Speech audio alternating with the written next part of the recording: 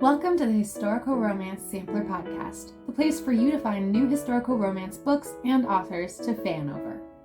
I'm award-winning historical romance author Katherine Grant, and each week I'm inviting fellow authors to come on and share a little bit of their work and themselves.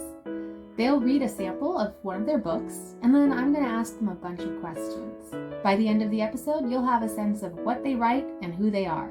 Hopefully, you and I both will have something new to read. So what are we waiting for? Let's get into this week's episode. All right, today I'm joined by award-winning author Heather McCollum. Heather is a historical romance author of Scottish persuasion historical romance, and she has over 20 books published, so she's also an Amazon bestseller and a Reader's Choice winner. When she's not dreaming up adventures and conflict for brawny Highlanders and feisty heroines, she spends her time educating women on the symptoms of ovarian cancer. She is a survivor, and she also resides with her very own Highland hero and 3 spirited children in the wilds of suburbia on the mid-Atlantic coast. Welcome, Heather. Hi, everybody. I'm so excited to be here. Thanks for having me, Katherine. I'm excited to have you. Thanks for joining. So today you're reading from Highland Conquest, book 1 of the Sons of Sinclair series. And just to whet our appetites, I'm going to give the blurb. So, Cain Sinclair has a plan. In order to finally bring peace to his clan, he will wed the young female chief of their greatest enemy. Only problem, capturing her and forcing her back to Sinclair Castle doesn't exactly make her want to say yes. Ella Sutherland may be clever, passionate, and shockingly beautiful, but what she isn't is willing. Every attempt Cain makes to woo her seems to backfire on him. A gift, the kitten practically claws his eyes out. A competitive game of chess, even when he wins, he loses. It seems the only time the two ever see eye to eye is when they're heating up Cain's bed. Still, the only thing Ella truly wants is the one thing he cannot offer her: freedom. But when Cain discovers she's been harboring a secret, one that could threaten both clans' very existence, he'll have to decide between peace for the Sinclairs or the woman who has captured his heart. So that's exciting. Heather, can you set up this scene you're about to read? Well, first, I want to tell you about the series in general. It's a 5-book series, so it's a complete series, and it's about 4 brothers and a sister, but 4 brothers who are raised to be the 4 horsemen of the apocalypse. They're not, but their father felt when his wife died giving birth to the 4th son that the world was coming to an end.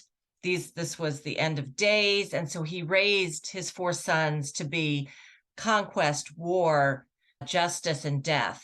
So Cain is conquest, which is Highland Conquest. Okay, so conquest is all about taking. Love is all about giving.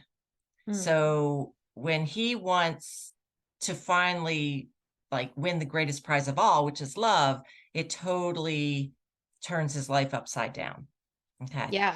So I had a different scene picked out, and then I changed it like 15 minutes ago. So I'm a pantser, by the way. I write by the seat of my pants, so I guess I kind of read by I choose these things. All right, so in this scene, there's going to be right before the scene and then after, and it has to do with a gift, which is mentioned in the blurb. His brother is Gideon. He's the 3rd brother. He's the horseman of justice, which the 3rd book is about. So he's more of he's like the lawyer of the family. You know, he's all about judging, justice, everything's black and white, but he has sort of a dry kind of humor. But okay, so in this, they're talking, okay, over a chess game, which Cain always wins chess because he's been raised to learn all the conquest strategies and so forth. But okay, so Cain says, and I'm not going to try to sound Scottish. Okay. I will woo her, Cain said, and picked up his ale next to his chair to take a drink. Gideon laughed. Woo her? What do you know about wooing a lass, big brother? All the lasses you have known fall into your bed with a mere glance. It was true that he hadn't had to work at swaying a woman into a tryst before, but that didn't mean he was a wet behind the ears lad. I could say the same about you, Cain said. Aha, but I am not attempting to woo a lass who would rather stab me than kiss me. Gideon moved his rook. Cain took another drink, moving another pawn. I will create and employ a strategy like any other conquest. Oh, Gideon said, his brow rising. How so? Cain set the tankard back down by his chair leg. I will challenge all her reasons for finding me wanting. She will see my charm and strength. I will gentle her like an unruly mare and take her to my bed. Cain crossed his arms over his chest. I will win her love like I win everything else. The side of Gideon's mouth turned upward into a lopsided grin. I don't know much about women, Gideon said, at least the marrying type, but it seems women do not respond well to gentling. They are not horses. True, Cain said, moving his knight. Then I will treat our interactions like battles, for we are at war. He nodded, his mind calming with the familiar set of strategies he used in combat. I will determine what resources I have to woo her, anticipate her defenses, circumvent them, and press forward. Gideon stared at him, his mouth open, his smile skewed with humor. This will be fun to watch. I will start by giving her a reason to live, because she had been saying, I'd rather die than marry you. Cain was feeling better with each word he spoke. This was a battle of a different kind than he'd fought in the past, but it was a battle nonetheless.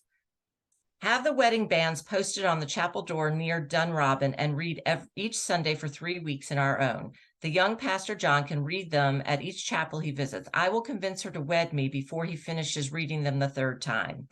Gideon smiled, so confident. He raised his tankard, saluting Cain. As usual, I am in awe. Cain grinned too. Wooing Ella Sutherland is just another game, and I win every game. So then we go over here to him trying to take his first step. Okay, so Ella was in the bath and he raps on the door and she loses her balance and falls forward, sort of back into the bathtub she had just gotten out. Cain frowned as he tried once again to coax the black and white feline off his head while balancing a tray of food. The large splash on the other side of the door made him lay his ear against it. Cack. Ella's voice held fury and she coughed, cursing further. Mocreach, she murmured as the kitten pierced his scalp. Oh, he murmured as the kitten pierced his scalp with her needle-like claws. Perhaps the kitten and her new mistress had things in common, namely a hatred of him. I brought you some food. Are you well? Cain called. Leave it outside the door, she yelled. I also have a gift for you, Ella. His frown relaxed. Are you in need of assistance? No, she said, and he could imagine her snapping gray eyes trying to skewer him through the oak door. What I need is to be released from Gurnago and for you to leave Clan Sutherland alone.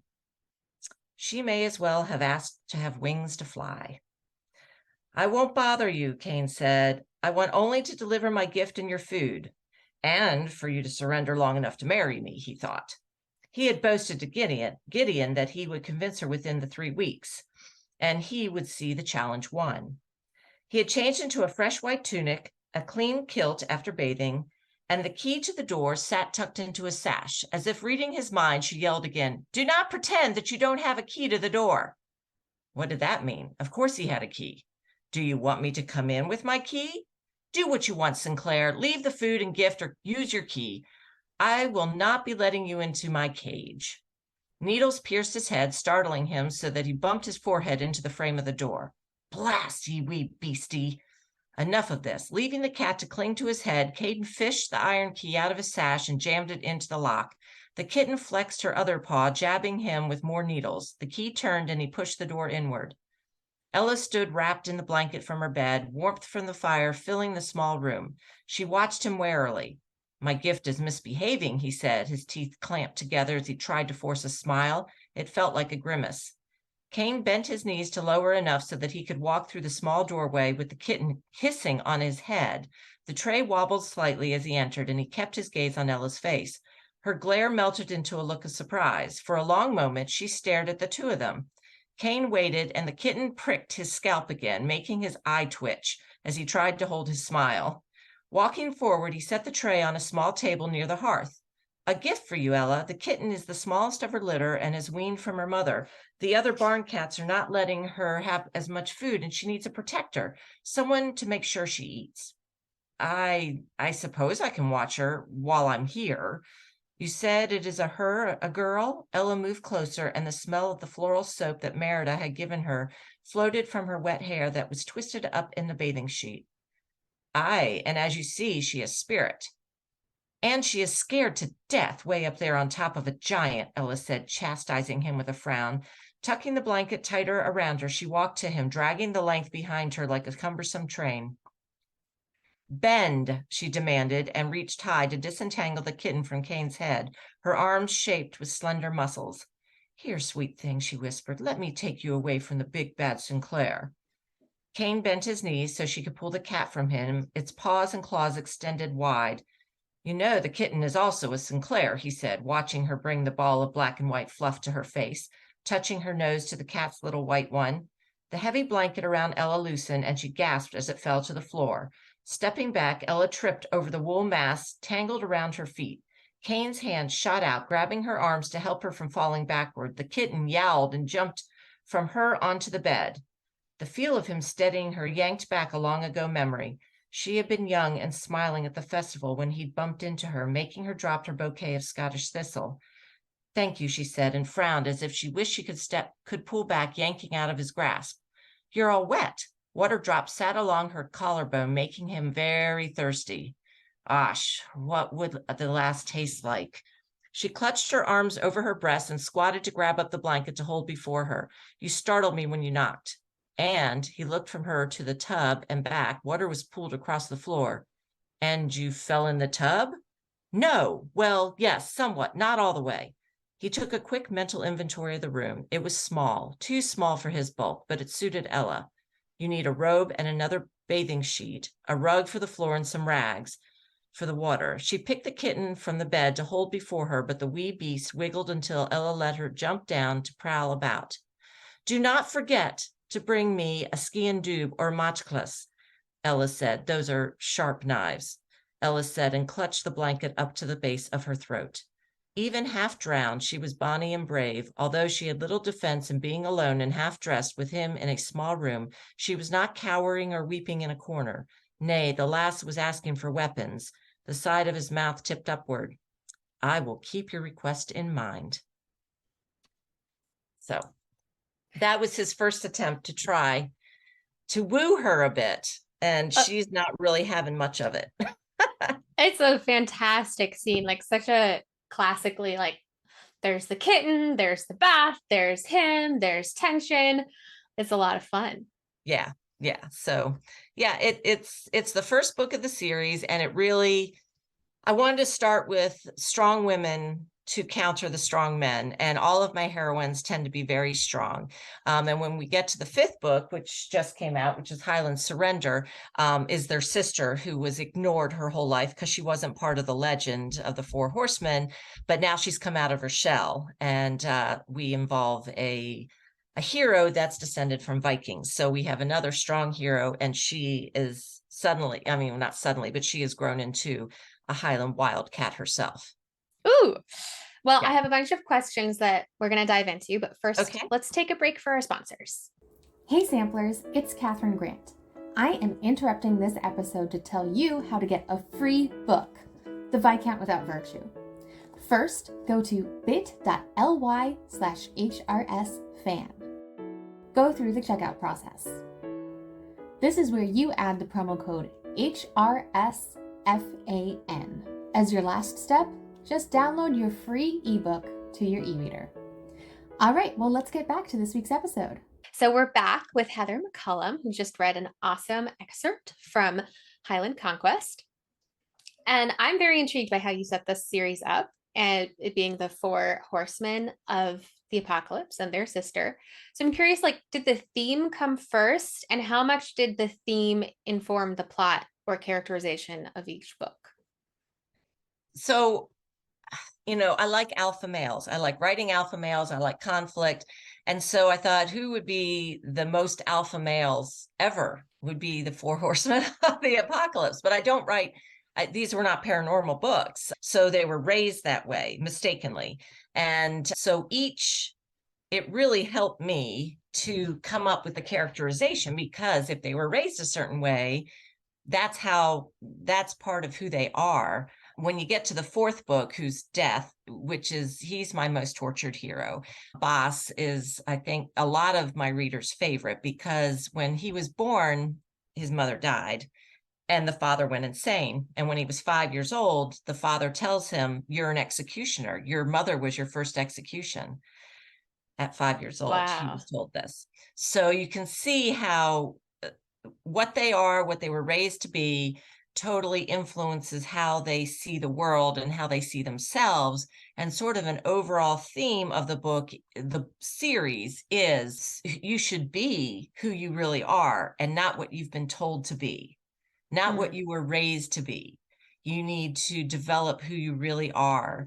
And these four brothers have golden hearts. So I love to write brawny Highlanders who have golden hearts. So but they've been taught to be villains, really, in the heroines' minds anyway. Yeah. So that does shape each one of them. Yeah, that's really interesting.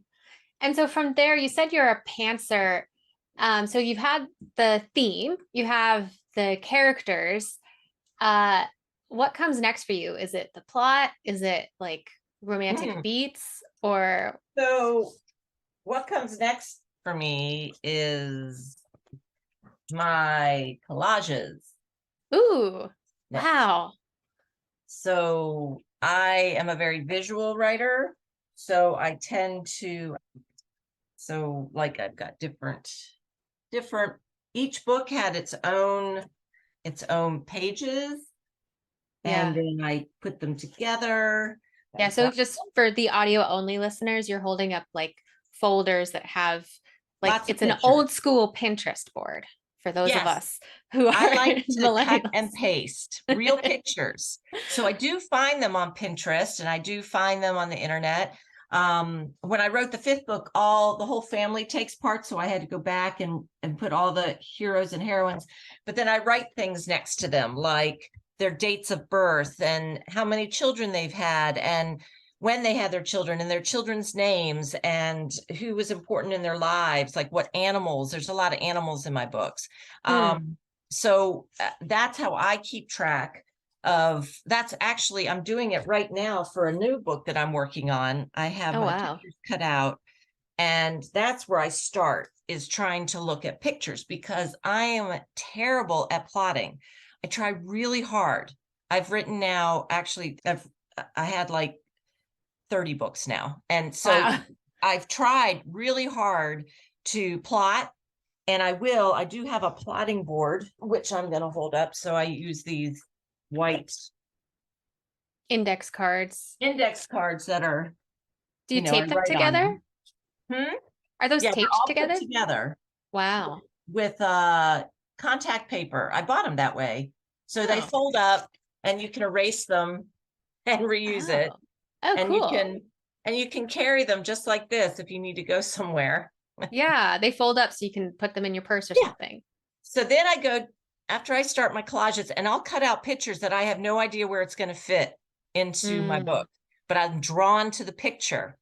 And so then I start to sort of write or come up with ideas around the pictures, right? Yeah. And start a framework. Conflict is always an important part. So like the book that I'm just now thinking about, that I started cutting out pictures, I'm like, what would be the first fight? What would be the big blow up, to start things? Or what could be the dark moment? What's the knife that twists in? And I try to come up with those conflicts first, then I try to plot backwards from there about backstory. And whenever I'm writing and I slow down, it's because I don't know enough of the backstory. I don't know enough about their motivations and goals, all those wonderful things. So then I go back to my pictures and I'll add pictures that will help me figure out what those are. That's very interesting. I've never been able to do that, but it's very fascinating to me.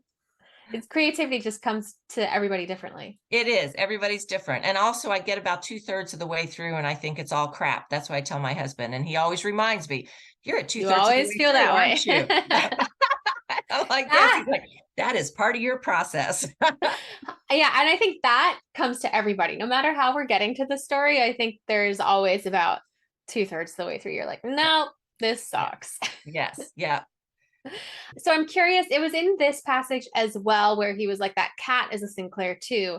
But this is also a theme, I think, throughout your books and also in Scottish books in general, a theme of like familial love versus romantic love, because the families are so strongly defined and violently protected. So I guess my question is, how do you approach that? And how do you think about ultimately marriage is changing family lines? So how do you think about that? Well, I'm thinking about it a lot because I've just started a new series separate from the one I'm contemplating, a new series called The Brotherhood of Solway Moss. And it's all about the clans on the Isle of Skye and how they feuded constantly, and it really weakened Scotland and opened them up to a lot of English aggression because they couldn't unify. And Yeah. so this next series that I'm working on is all about family dysfunction and how these four sons are imprisoned together down in England and they have to rely upon each other to get out together. So the four sons from four feuding clans trust each other more than they trust their families. And that is, there's this line like, yeah, you're taught family is everything, your clan pride and your clan is everything. And yet there can be some really bad dysfunction in there. And so where does your loyalty lie? Does your loyalty lie with how you were raised, or is it going to lie with what you feel is the right way to go? What is right? And I think we see that in modern life. We see that in every family, right? You're raised a certain way, but then you get out there in the world and you meet other people and suddenly you realize maybe the people that you thought were not good people are good people and they're just like you. They have good and bad and those sorts of things. So I'm playing with that in this new series as well. That's interesting. And what's the name of that series? The Brotherhood of Solway Moss. Awesome.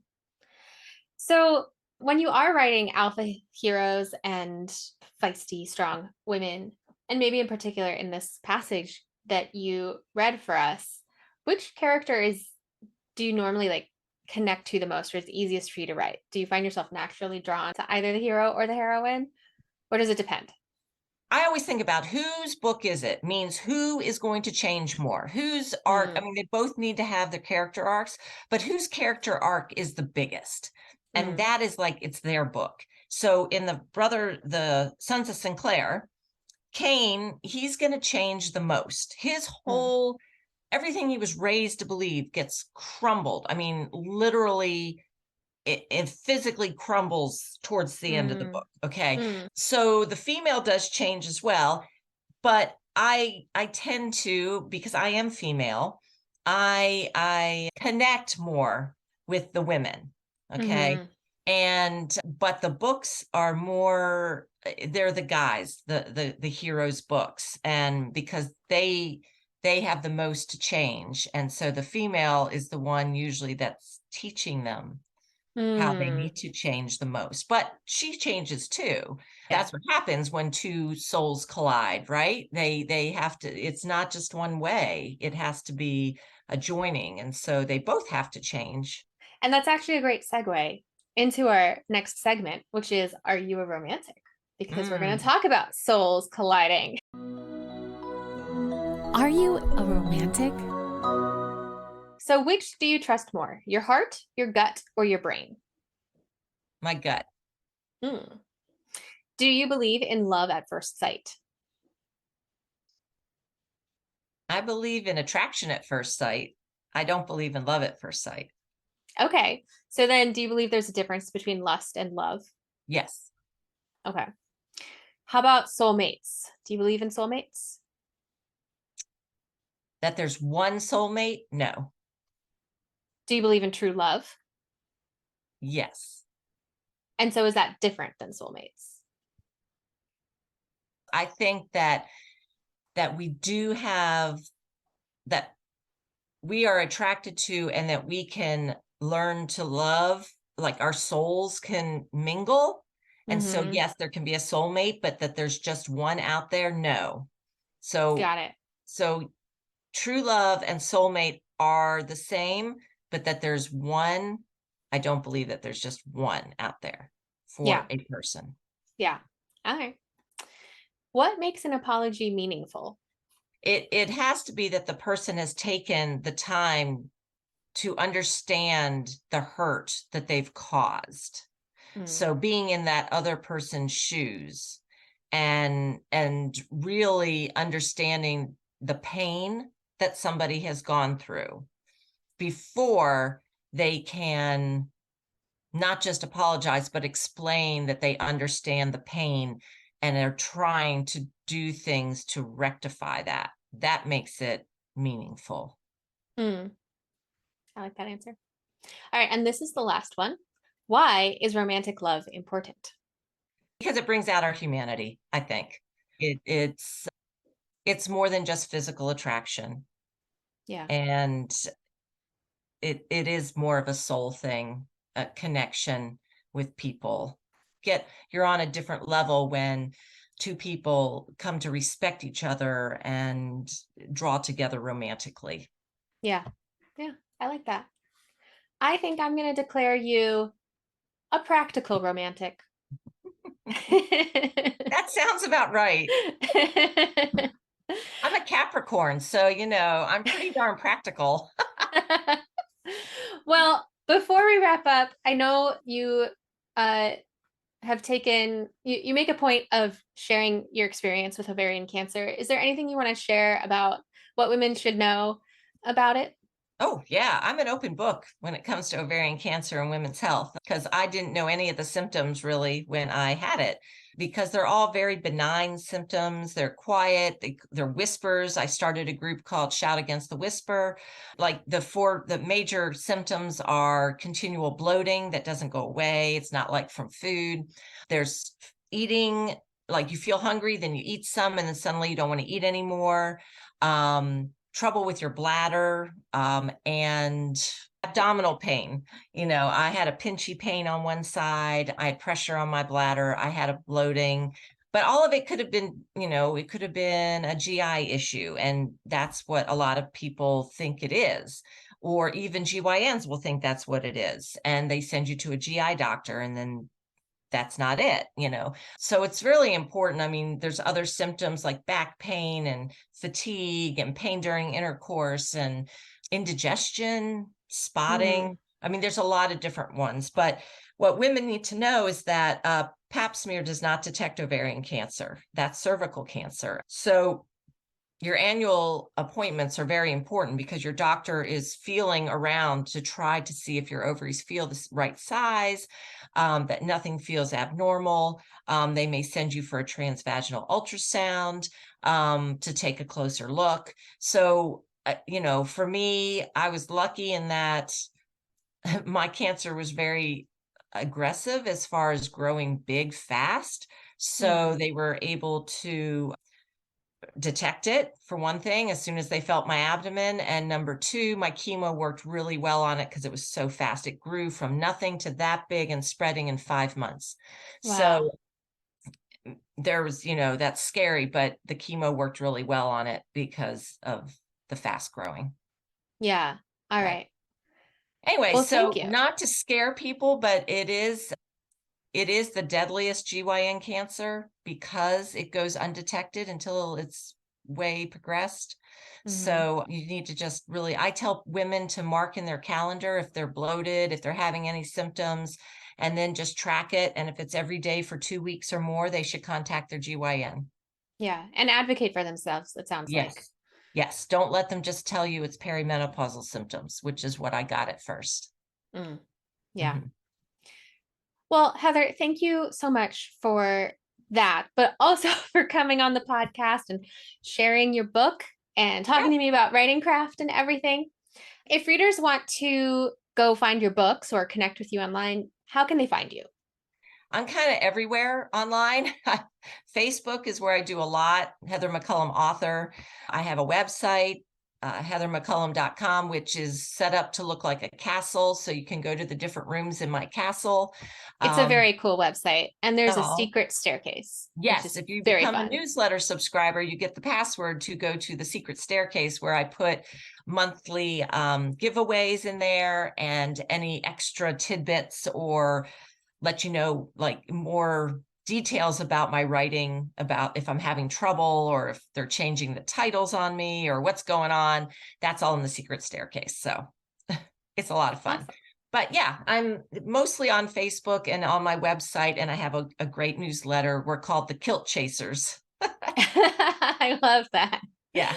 All right. Well, thank you, Heather. Everyone go chase some kilts with Heather McCollum. Yeah. Thanks for having me. That's it for this week.